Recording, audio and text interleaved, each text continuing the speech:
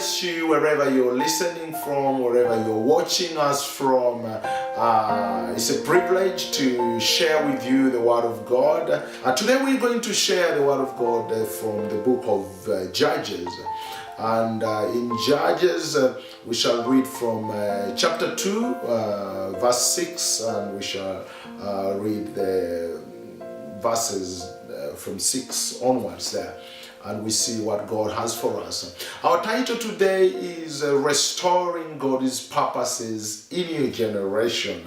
In the life we live after some people. Oh, there are people who will also live after us.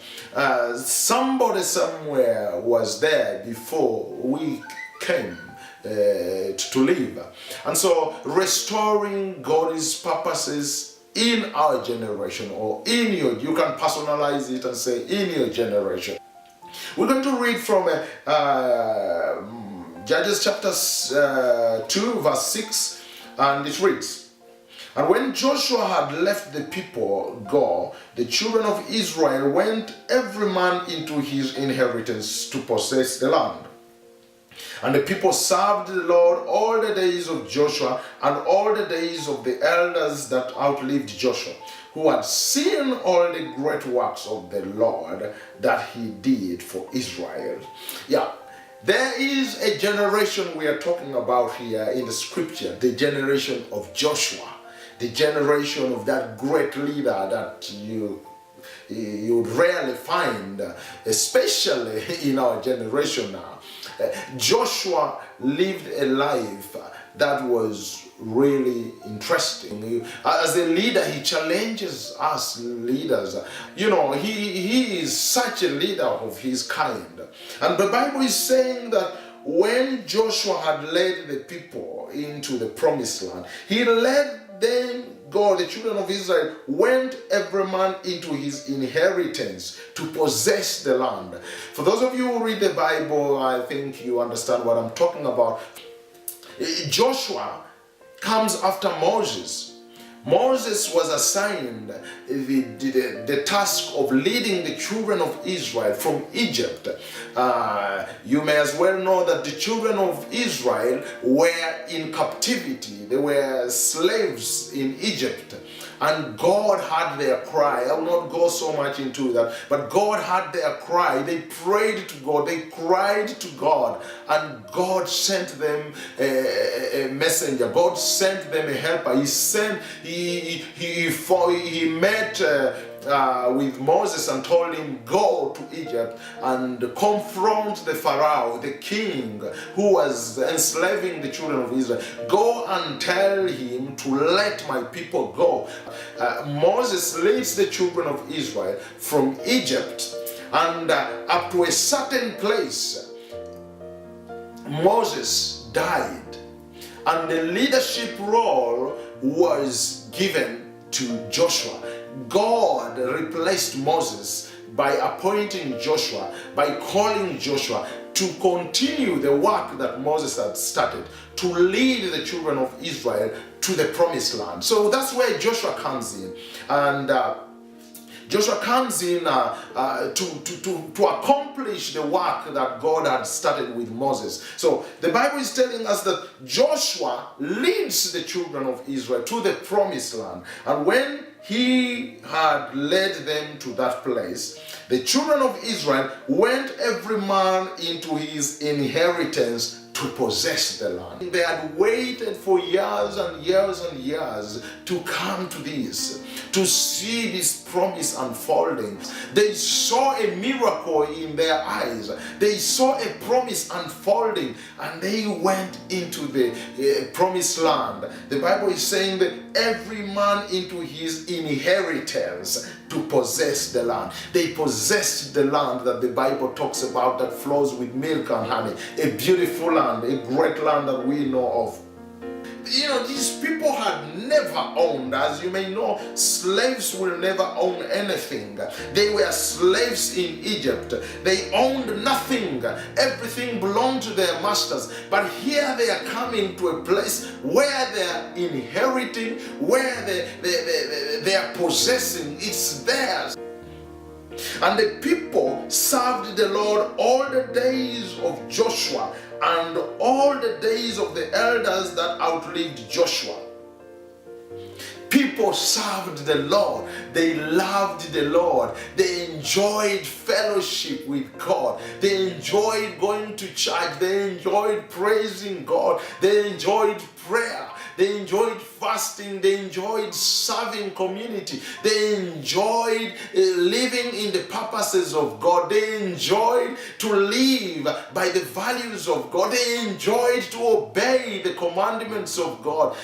They loved it. They served the Lord. The Bible talks about, it says that the people served the Lord all the days of Joshua, all the days of that generation. They served the Lord. It was not 1 week, it wasn't 1 month, it wasn't 1 year, and then they fall away. The Bible is talking about all the days of Joshua. They served the Lord, and all the days of the elders that outlived Joshua. I just want to explain this here, that Joshua was not alone.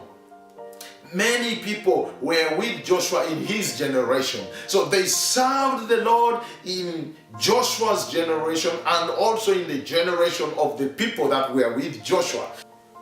But within that time, the Bible is talking about a sad moment where their leader dies.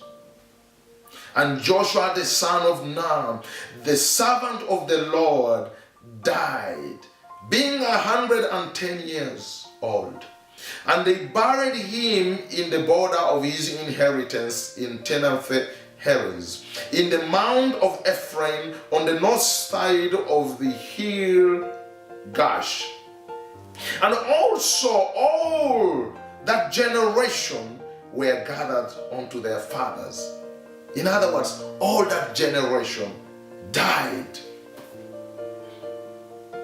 It's one thing to lose one part, but it's another thing to lose all. It's one thing to lose a part of it, but it's another thing to lose all of it. Remember, Joshua, things were happening in Joshua's generation. Blessings were coming in Joshua's generation. I mean, people served God in Joshua's generation. And the Bible has also added on something that they served God in Joshua's generation, but also in the generation of those who were with Joshua, who saw the good things that God did for the children of Israel.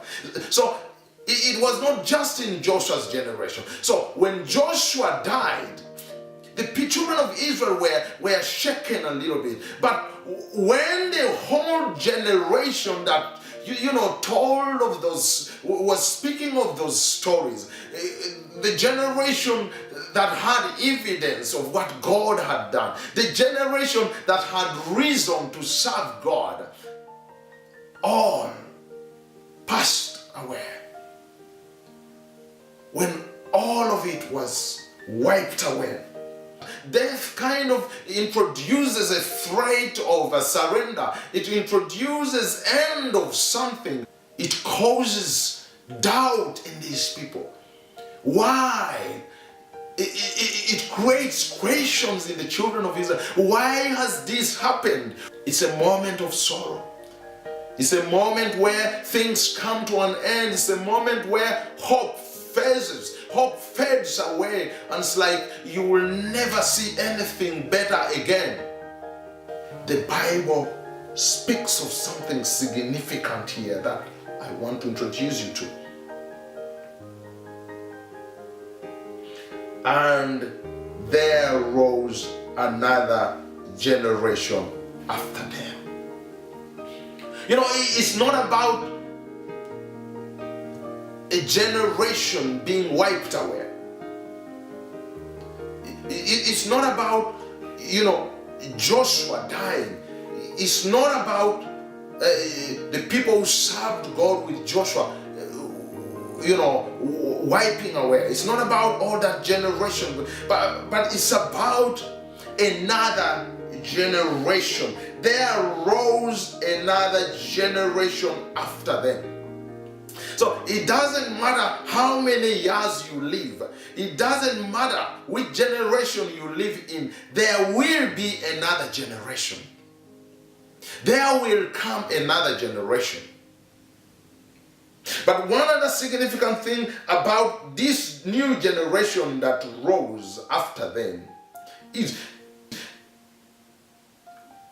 there rose another generation after them which did not know God, nor yet the works which he had done for Israel. Not just knowing God, but they also did not know anything that God had to do with Israel. They didn't know anything about what God did for Israel. They didn't know about the love that God had for the children of Israel. They didn't know that God invested, sacrificed everything for them to be restored, for them to be freed from captivity. They didn't know anything about that. And so, as the saying of this generation is, they didn't care. A generation arose that did not know God.